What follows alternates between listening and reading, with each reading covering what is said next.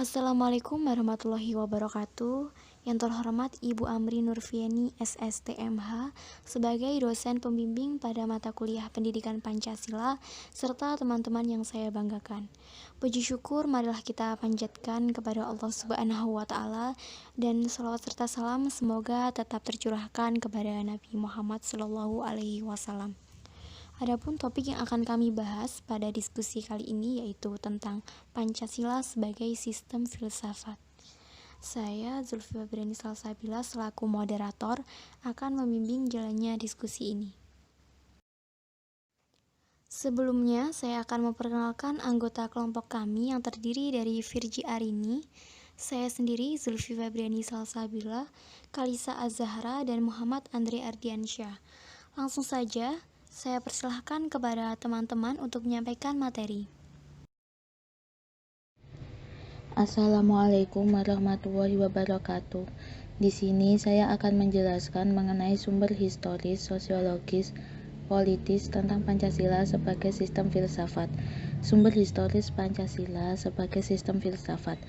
Pada tanggal 12 Agustus 1928, Soekarno pernah menulis di Sulup Indonesia yang menyebutkan bahwa nasionalisme adalah nasionalisme yang membuat manusia menjadi perkakasnya Tuhan dan membuat manusia hidup dalam roh. Pembahasan sila-sila Pancasila sebagai sistem filsafat dapat ditelusuri dalam sejarah masyarakat Indonesia. Sumber sosiologis Pancasila sebagai sistem filsafat. Sumber sosiologis Pancasila sebagai sistem filsafat diklasifikasikan menjadi dua kelompok. Kelompok pertama memahami sumber sosiologis Pancasila sebagai sistem filsafat sebagai pandangan hidup atau kearifan lokal yang memperlihatkan unsur-unsur filosofis Pancasila itu masih berbentuk pedoman hidup yang bersifat praktif dalam berbagai aspek kehidupan. Dalam konteks agama, masyarakat Indonesia dikenal sebagai masyarakat yang sangat religius karena perkembangan kepercayaan yang ada di masyarakat sejak animisme, dinamisme, politisme, hingga monotisme. Kelompok kedua yaitu masyarakat ilmiah akademis yang memahami Pancasila sebagai sistem filsafat dengan teori-teori yang bersifat akademis. Sumber politis Pancasila sebagai sistem filsafat. Pada awalnya, Pancasila merupakan konsensus politik yang kemudian berkembang menjadi sistem filsafat. Sumber politis Pancasila sebagai sistem filsafat dapat diklasifikasikan ke dalam dua kelompok, yaitu kelompok pertama meliputi wacana politis tentang Pancasila sebagai sistem filsafat pada sidang BPUPKI, sidang PPKI, dan kuliah umum Soekarno antara tahun 1958 dan 1959 tentang pembahasan sila-sila Pancasila secara filosofis. Kelompok kedua mencakup berbagai argumen politis tentang Pancasila sebagai sistem filsafat yang disuarakan kembali di era reformasi dalam pidato politik Habibie 1 Juni 2011. Sumber politis Pancasila sebagai sistem filsafat berlaku juga atas kesepakatan penggunaan simbol dalam kehidupan bernegara, contohnya simbol burung Garuda. Selanjutnya saya akan menjelaskan tentang dinamika dan tantangan Pancasila sebagai sistem filsafat. Yang pertama yaitu dinamika Pancasila sebagai sistem filsafat. Pancasila sebagai sistem filsafat mengalami dinamika sebagai berikut, yaitu pada era pemerintahan Soekarno, Pancasila sebagai sistem filsafat dikenal dengan istilah filosofis Groundslike. Gagasan tersebut merupakan perenungan filosofis Soekarno atas rencana berdirinya negara Indonesia Merdeka. Ide tersebut dimaksudkan sebagai dasar kerohanian bagi penyelenggaraan kehidupan bernegara. Ide tersebut ternyata mendapat sambutan yang positif dari berbagai kalangan, terutama dalam sidang BPUPKI pertama, yang porsinya yaitu pada 1 Juni 1945. Namun, ide tentang filosofis Groundslike belum diuraikan secara rinci, lebih merupakan adagium politik untuk menarik perhatian anggota sidang dan bersifat teoritis. Pada masa itu, Soekarno lebih menekankan bahwa Pancasila merupakan filsafat asli Indonesia yang diangkat dari akulturasi budaya bangsa Indonesia. Selanjutnya yaitu pada masa era Soeharto. Kedudukan Pancasila sebagai sistem filsafat berkembang ke arah yang lebih praktis. Artinya, yaitu filsafat Pancasila tidak hanya bertujuan mencari kebenaran dan kebijaksanaan saja, tetapi juga digunakan sebagai pedoman hidup sehari-hari. Atas dasar inilah, Soeharto mengembangkan sistem filsafat Pancasila menjadi penataran P4 pada era reformasi. Pancasila sebagai sistem filsafat kurang terdengar resonansinya, namun Pancasila sebagai sistem filsafat bergema dalam wacana akademik, termasuk kritik dan renungan yang dilontarkan oleh Habibie dalam pidato 1 Juni 2011. Selanjutnya yaitu tantangan Pancasila sebagai sistem filsafat. Beberapa bentuk tantangan terhadap Pancasila sebagai sistem filsafat muncul dalam bentuk-bentuk sebagai berikut. Yang pertama yaitu kapitalisme, yaitu aliran yang meyakini bahwa kebebasan individual pemilik modal untuk mengembangkan usahanya dalam rangka meraih keuntungan sebesar-besarnya merupakan upaya untuk menyejahterakan masyarakat.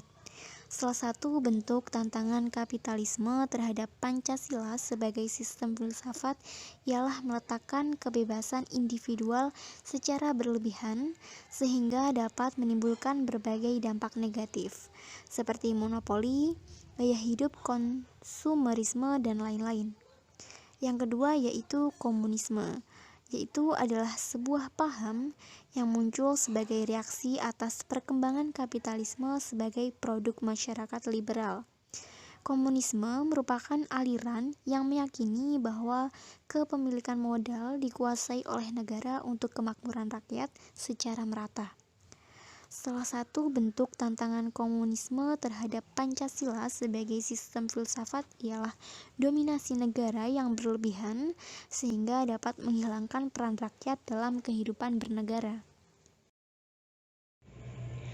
Esensi dan urgensi Pancasila sebagai sistem filsafat. Esensi Pancasila sebagai sistem filsafat. Esensi berasal dari kata essence yang menurut Kamus Longman berarti the most basic and important quality of something.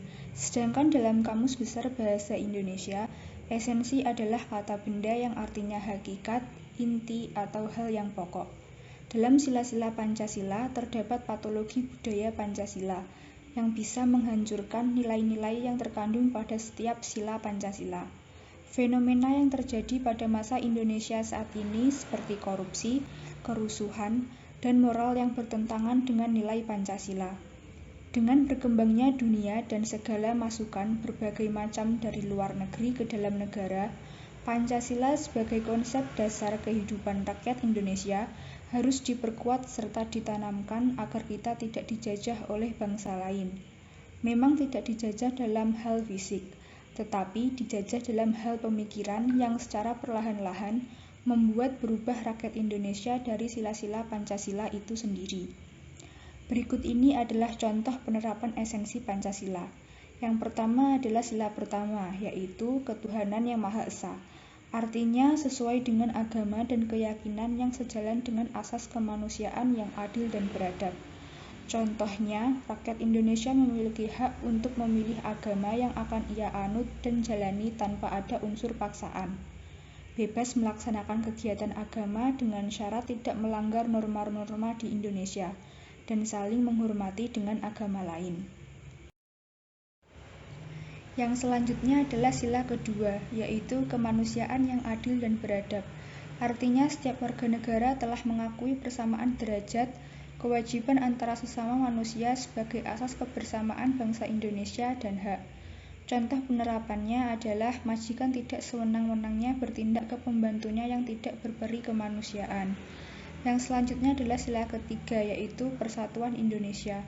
Artinya setiap warga negara mengutamakan persatuan, kepentingan, dan juga keselamatan bangsa dan negara di atas kepentingan pribadi dan golongan yang selalu harus diwujudkan, diperjuangkan, dipertahankan, dan diupayakan secara terus-menerus.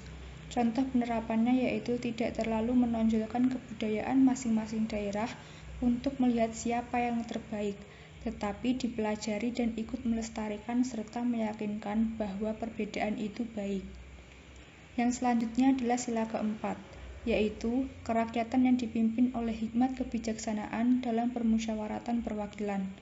Artinya, bermusyawarah untuk menyelesaikan persoalan yang terjadi dengan bijaksana, memikirkan ketentraman rakyat dan mengambil keputusan juga untuk rakyat dengan mengikutsertakan perwakilan-perwakilan setiap masyarakat. Contohnya, segala persoalan yang ada untuk mendapatkan solusi dengan cara bermusyawarah untuk mencapai tujuan yang diinginkan seperti rapat warga setiap RT untuk membahas masalah yang dalam lingkungan tersebut. Yang selanjutnya adalah sila kelima, yaitu keadilan sosial bagi seluruh rakyat Indonesia. Menggambarkan dalam bertindak supaya bersikap adil kepada setiap warga negara Indonesia tanpa membedakan status sosial, suku, ras, dan bahasa, sehingga tujuan dari bangsa Indonesia akan tercapai dengan keikutsertaan semua rakyat Indonesia. Contohnya adalah pemerintah mengadakan program wajib bersekolah selama 9 tahun tanpa membeda-bedakan guna mengatasi masalah pendidikan yang begitu rendah. Urgensi Pancasila sebagai sistem filsafat. Insinyur Soekarno menggambarkan urgensi Pancasila secara ringkas tetapi meyakinkan.